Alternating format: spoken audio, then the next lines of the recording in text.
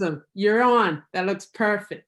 Okay. Hi, everyone. My name's Leigh. My project's called Stack the Deck, Even the Odds with Info-Filled Pods. And that's a Boston accent joke for our international audience that hopefully makes sense. So I'll just jump right in.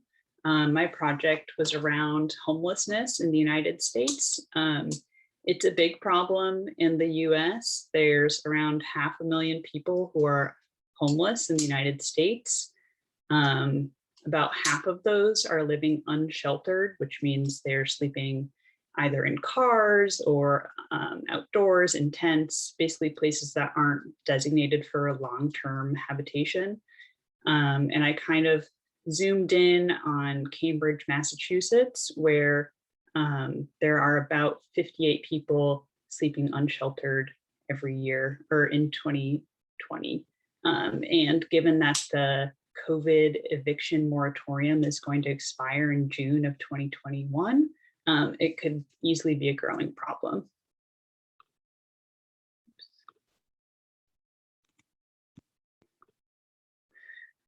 So this segment of the unhoused population in Cambridge that I focus on are referred to as rough sleepers. So these are people who are sleeping outdoors essentially year round.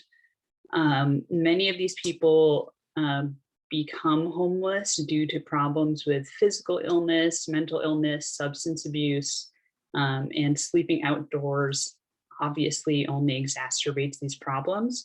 And there's a lot of issues with trimorbidity, which means that they're experiencing all three of those problems simultaneously.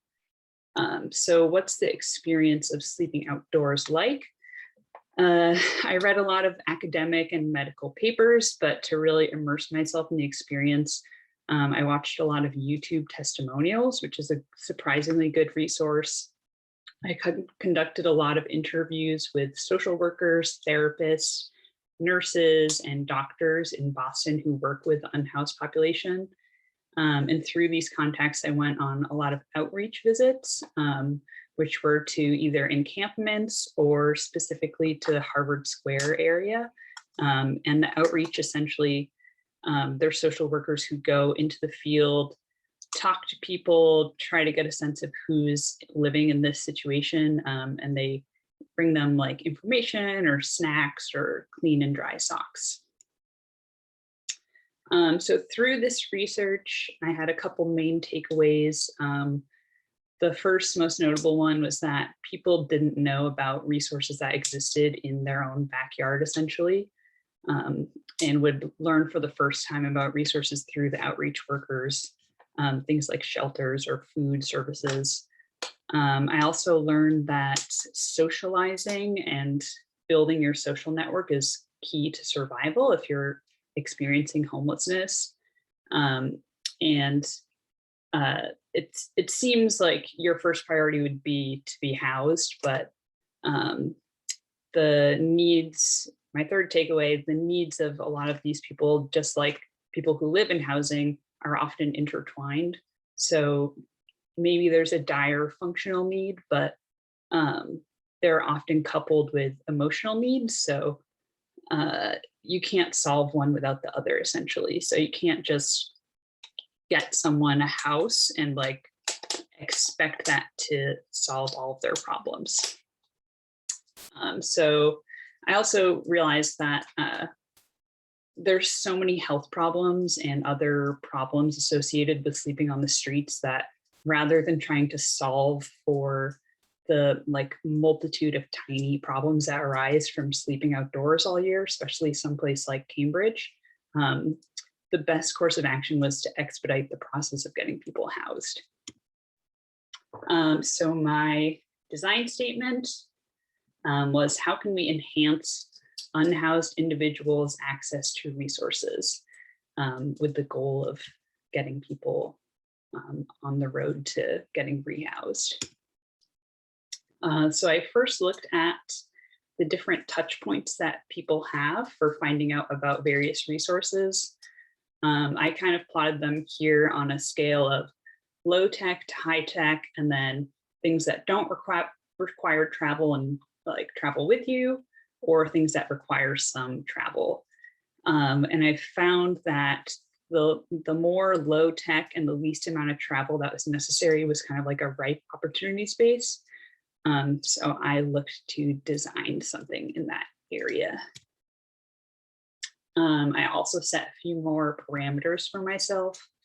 I was really, it was a really interesting research project, and I was really impressed by like the culture and like the vibrancy of all the people that I met. So I wanted to celebrate that. I was kind of obviously thinking about the lifestyle. You're outdoors all time, so weather resistancy is pretty important. There's a lot of problems with unhoused people having things lost or stolen. And then I wanted things to exist easily in community spaces, knowing that socialization is super important to many of these people. And especially in Cambridge, a lot of the resources are located in places that are like right on main streets, in like places where people tend to hang out. So this is some of my early ideation. All of these concepts kind of involve community spaces and information dispersal in kind of simplified ways. And I ended up going with this collectible card concept. And I'll introduce the full version, which I called Stack the Deck. Even the odds with info-filled cards. So what is Stack the Deck? Stack the Deck is a deck of cards that includes information about resources that are located in the Harvard and Central Square neighborhoods of Cambridge. On the back of the deck, I plan to feature artwork created by individuals from the community as kind of a celebration of the culture. And the deck would come with a custom carabiner and a carrying case. And it's my current idea of the project is that it would be a nonprofit and funded through fundraising in the neighborhoods of Cambridge. So how does it work? Essentially, it's functional. It fits the lifestyle of living outdoors all year round. And it's easy to read information. And at the same time, it's empowering the user and expediting the rehousing process by motivating people to take their lives into their own hands. And on the left, there's a little picture of me testing a prototype with Kevin in Harvard Square. So here are some of the ways I imagine it being used.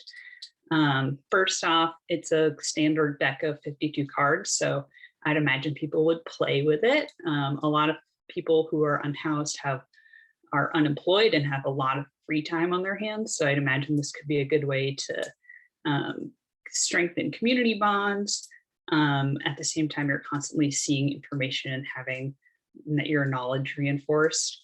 I'd imagine it would give people kind of a confidence in this newfound knowledge, and holding like a tangible link to resources would hopefully make people feel like help is just like less far away and less more transparent, I guess. I also could see this being used to share information with other people in the community.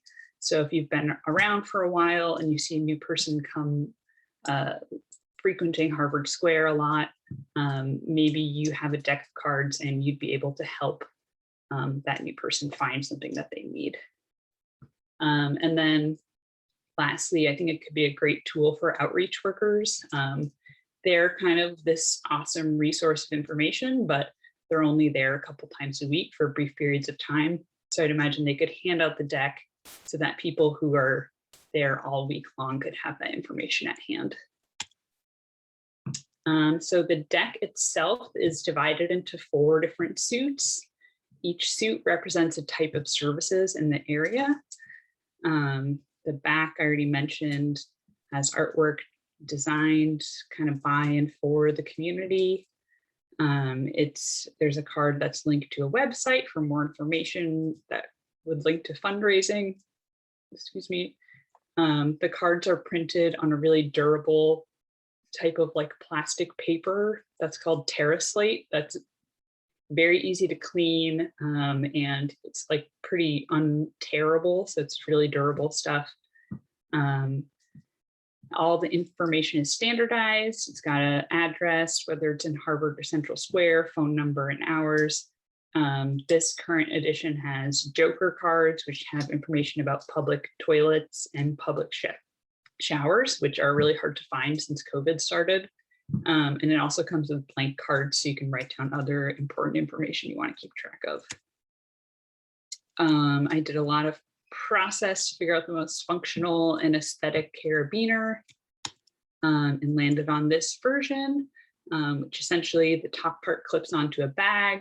The bottom part, you loop the hole punched cards through. This one is lime green, so it's kind of a visual calling card to others. If they see the lime green carabiner, they know you have a deck. And then I did a lot of work trying to figure out different tiers of carrying cases that could be used. And you'll notice this is the Lanyard, so this is kind of tier 1. I was playing around with durable materials that kind of like reflect the experience and kind of like elevate it a little bit. So I was playing around with using this blue tarp that people who live on the streets might use to cover their belongings, to keep things waterproof. So I thought it was actually really nice to sew with and make things out of. So, and I thought it looked cool. So that's part of it. This edition's the lanyard's made out of like a ripstop material. And then again, it has those like bright lime green day glow stripes, so that people can see it and recognize the deck from a distance. The second tier of carrying case is a pouch. Similar design with the angled blue tarp. It's got a card pocket for business cards, which was a request from the outreach workers I talked to. And essentially on this one, there's a hole in the top of the deck. The deck slides through and the carabiner pokes through the top. So that way it's kind of impossible to lose the deck or the pouch as long as the carabiner is secured to something. And last but not least, there's a belt bag. All of these items are pretty easy to carry with you. They wouldn't inconvenience anyone who is carrying them. So that's pretty important for this lifestyle. This one has a top closure so things can't fall out. Again, it's got pockets on the outside, pockets on the inside. This version is lined with blue tarp, so it's waterproof. And then it has a really simple kind of one size fits all reinforced strap for the back. And in the future, I can see this deck being used for other unhoused populations in Boston or Providence, as well as containing more specific information for different segments of the population, like veterans, families, maybe LGBTQ youth, which there are a lot of who are living on the street, or a more like less nonprofit version could look like making it as a service for universities, for maybe incoming freshmen, maybe immigrants to a new city, maybe a large corporation could use this to kind of orient their new employees in a fun way. And that's it for now. I'm contemplating making this into a project for Kickstarter, or else one of my contacts was kind of interested in making this as a real thing for the city of Cambridge. So I guess I'm looking for feedback on how to make this real and what you think could be improved.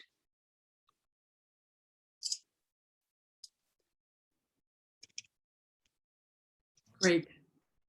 Okay,